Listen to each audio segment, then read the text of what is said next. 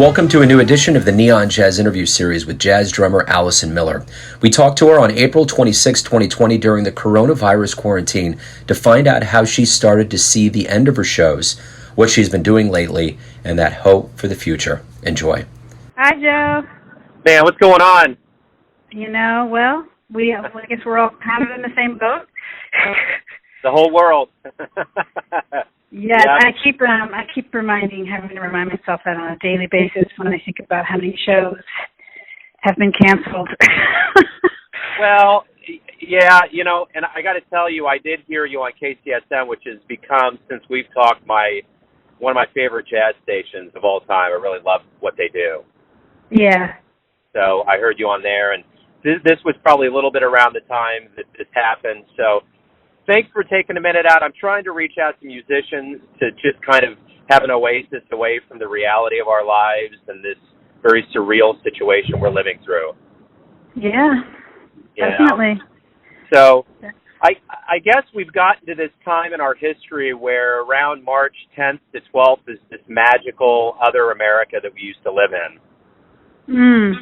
And my question is, how did the dominoes start falling for your world as we lead up to today? That I've never experienced something that has happened, that has shifted my reality so quickly, and also all of my friends' reality.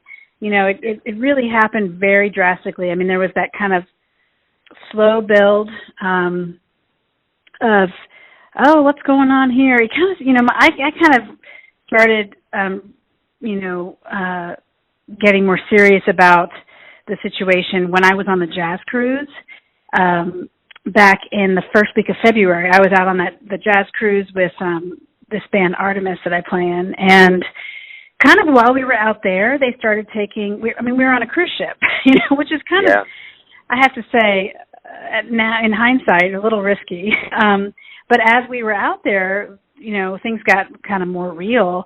And the cruise ship started taking more precautions, and it was definitely the kind of the hot topic of discussion, but almost in a joking manner, And we were kind of like, well, let's enjoy this time at sea. We don't know what's going to happen, but none of us thought it would get real. And I remember kind of making some jokes with some friends about the crazy people who wipe down their airplane seats when they get on the flights,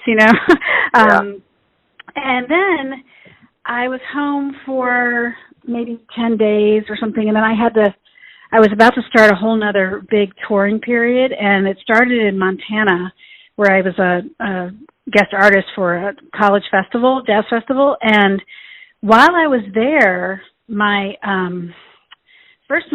flights got kind of messed up, and so I had to, on my way there, and I had to reroute, and I ended up rerouting through Seattle, and it hadn't really hit New York that bad yet, and I remember being on some of these rerouted planes and thinking, wow, it's starting to feel strange. There aren't a lot of people on these flights.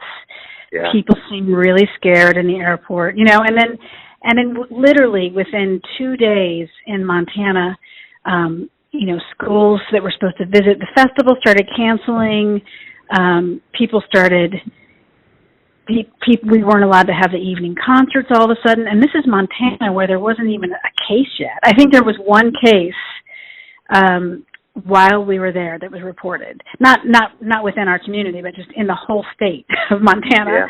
And it got real really quickly, and within that, I would say that 3-day period, I canceled. I had to cancel numerous flights for my band. I canceled an entire tour because I was supposed to go directly from that gig to start a tour with one of my bands on the West Coast and up to Canada. So that whole thing got canceled. And then I would say, and then I rerouted and I just got home to my kids as soon as I could. And I would say like within that first week, like March 14th till basically what you said, March 11th or 12th, because that's when I flew to Montana on the 11th. And then from then on, within a week or 2 weeks, almost my entire spring and summer has been canceled. Everything. Yeah. And I've learned how to we had to learn how to teach online because I teach at the New School for Jazz in Manhattan. So, you know, completely shifted. And then, of course, my kids are out of school, and it's shocking. I mean, I've never experienced something change the world so quickly. None of us have. And we can't go back. That's the thing. Like, I'm trying to wrap my head around that. Like, I keep hoping for us to get back to normal, and, like, you know, I keep thinking, well, maybe this is going to really help the music business and the arts because people will be so appreciative to gather in a space again and hear music when they can. And then I think to myself, well, what if this goes on for so long that we can't actually make it through this? Like, musicians, you know, so many musicians I know live month to month, gig to gig, and unemployment is not going to you know, first of all, it's almost impossible to get through on these websites, and then unemployment can't, it's only going to help people so much, you know, and they're going to run out of money, you know, and so, not to be super dark about this, but it's really like we have to listen as a society, and things have to change big time.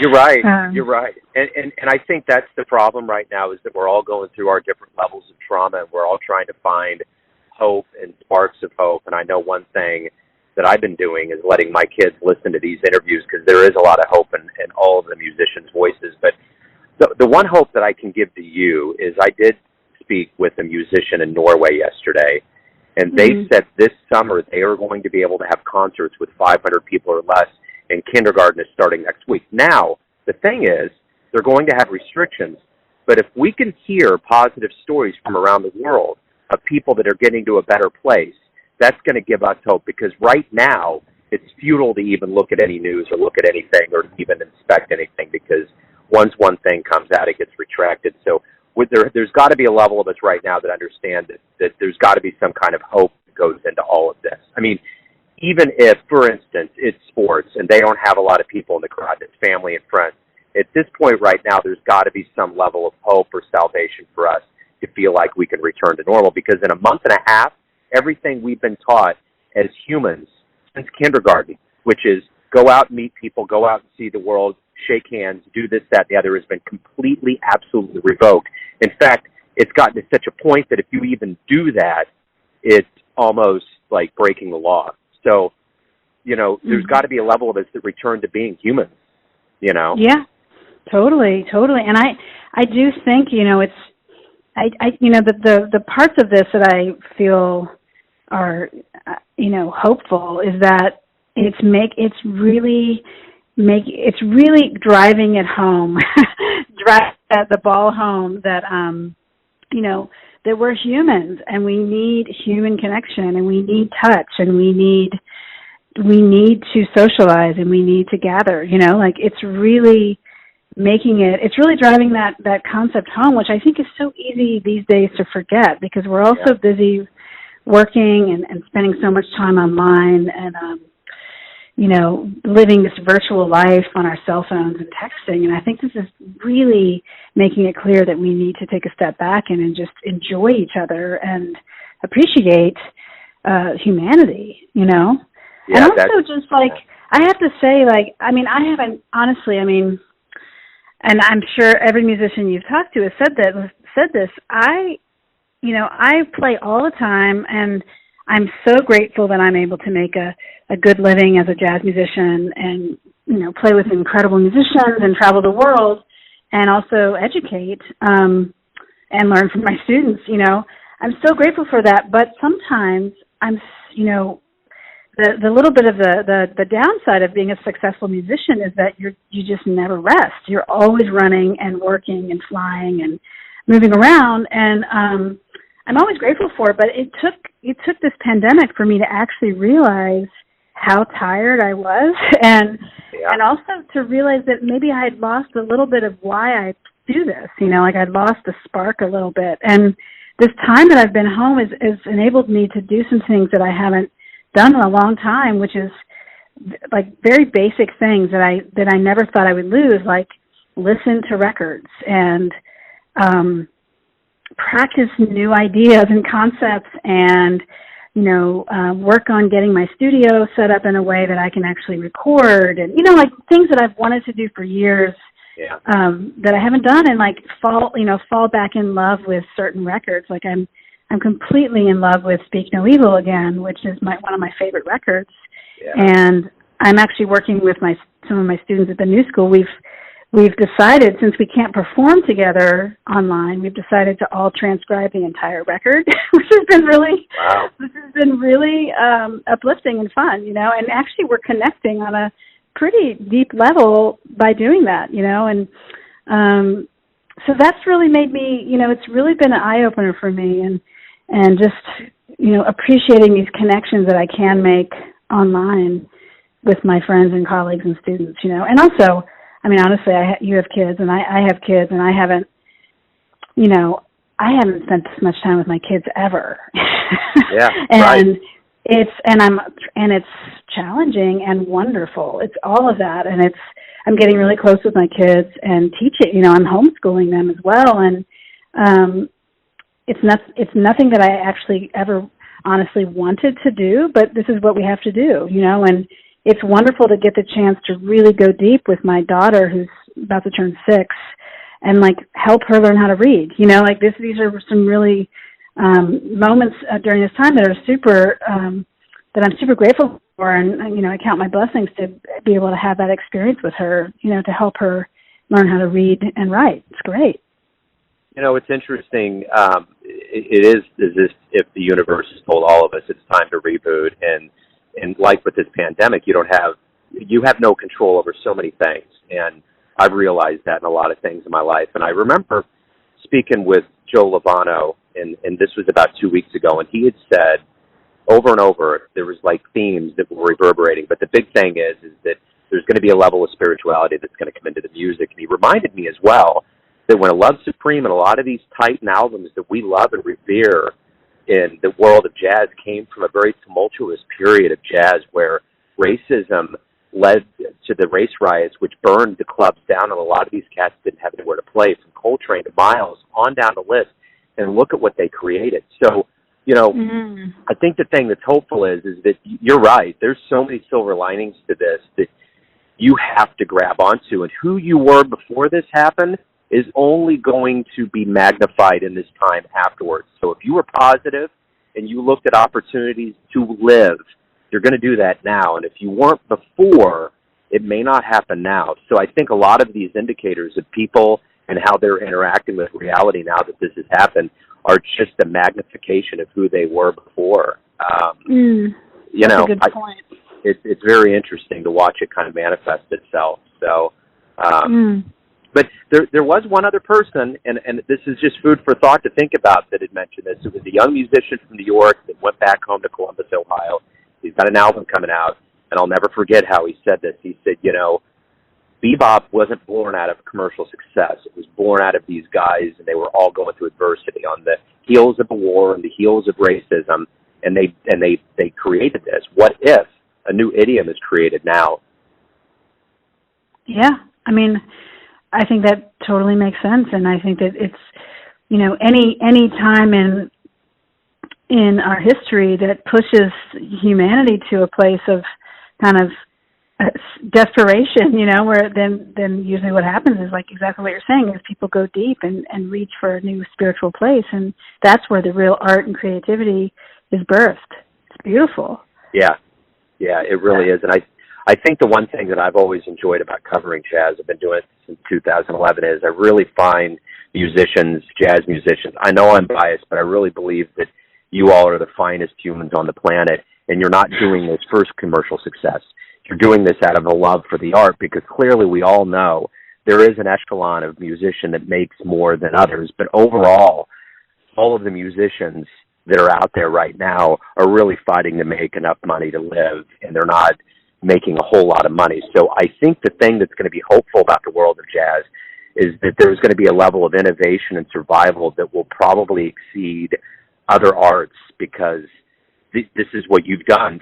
This right now, this pandemic, is improv at its highest version. It totally is.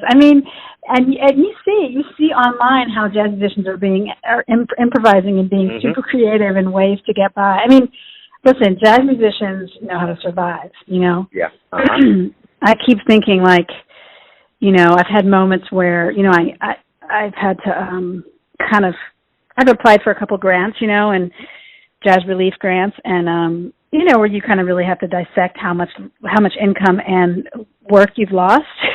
And it's like, I don't really want to know that, but it has been a little bit of an eye opener for me. And like, oh, I don't actually, like, I know how to survive off nothing. You know, like, I have gotten comfortable and used to a certain lifestyle because I've been doing this for a long time, and I've had been grateful enough to have some success playing the music I love, you know. But, like, I know how to survive. Like, I moved to New York, and I was off of, you know, making like $1,000 a month, you know, probably not even that much, you know, and I could stretch $25 to eat for an entire week, you know what I mean? But, like, of course, that was 20 something years ago, and now I have a family, but like, we know how to survive. Musicians really know how to do it. So, you know, I try not to look at the news too much. I mean, I have my podcasts that I listen to, like my NPR podcasts.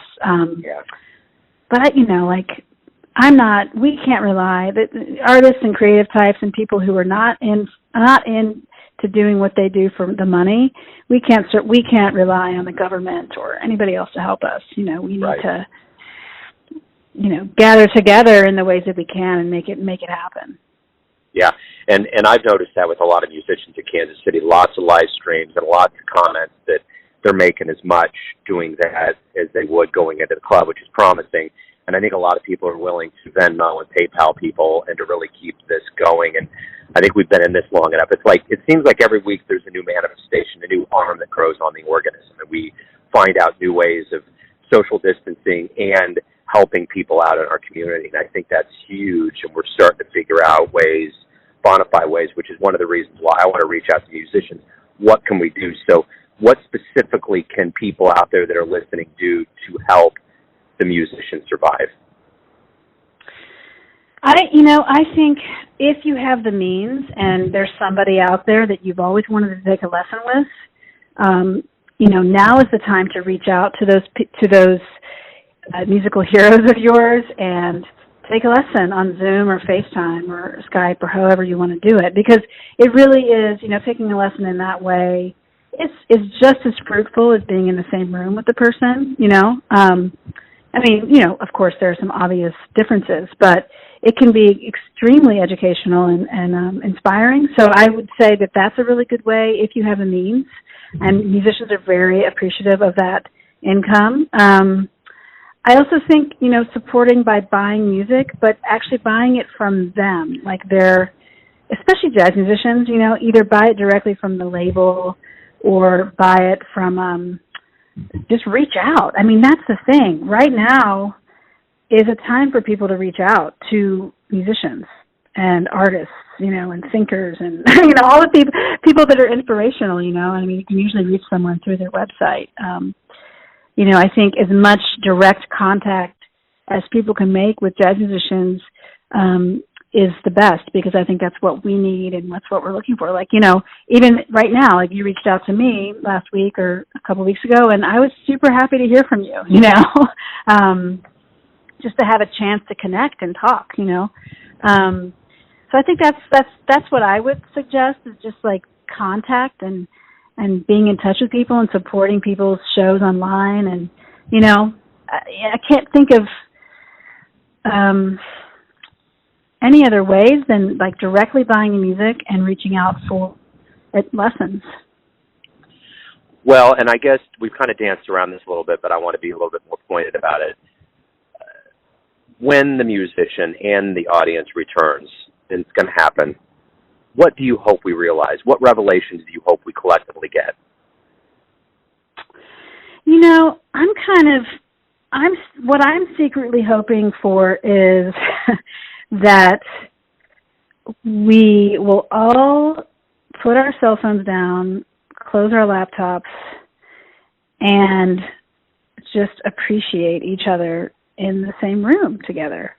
And I'm hoping that there will be this kind of renewed excitement and spark around new music, jazz, the artists that are not commercial, the artists that are really pushing the envelope and reaching for things, I'm hoping that comes together. I know personally, like, the second that the clubs open back up and I can go out, I'm going to be out, I have kind of gotten, before the pandemic, I got used to just working all the time on tour, and I'd come home and then I'd be like, oh, I'm too tired. I got to get up early with my kids, and, that's no excuse. I have a lot of energy, like now I'm really ready to go and support my friends and hear them play and hang out, That's what I'm hoping for. I'm hoping that we just close our laptops and turn our phones off. And even at the shows, I don't think we need to capture every single thing that happens. Let's just let things exist in the universe and then remember them how we want to remember them. I'm looking forward to that, because I do think people are going to start putting their phones away at shows again and just be there and be present in the moment. Yeah, absolutely. Absolutely. I agree. Hey, Allison, thanks for taking a minute out today to talk about this strange new world, and I'm hopeful that we get back sooner than later and we can see live jazz again. Yeah, I think that it is a strange new world. We can't go back to the way it was, but we can make it better when we can, as a community. And I think I agree with you, I think there's going to be some totally groundbreaking, cutting-edge, exciting new art coming out after this pandemic is over. I really do. Absolutely. Yeah. And it's the silver linings. It's just like you said, spending time at home, spending time with family, doing things. I think this is all a time for us to say, hey, look, we can make things better. Maybe forgiveness, maybe burying old hatchets. There's a lot of things that can be positive about this. So I think this is the time to shine in a lot of ways. So yeah, sure. But at any rate, hey, thank you for taking some time out. Stay safe out there, and I appreciate it. Thanks, Joe. Thanks. Take care. You too. You too. Thanks for listening and tuning in to another Neon Jazz interview, where we give you a bit of insight into the finest players in California, Kansas City, and spots all over the world, giving fans all that jazz. And thanks to Allison for her time, music, and stories. If you want to hear more interviews, go to Famous Interviews with Joe Domino in the iTunes Store. Visit neonjazz at youtube.com, and for everything Neon Jazz all the time, go to the neonjazz.blogspot.com. Until next time, enjoy the jazz, my friends, and support all of the arts.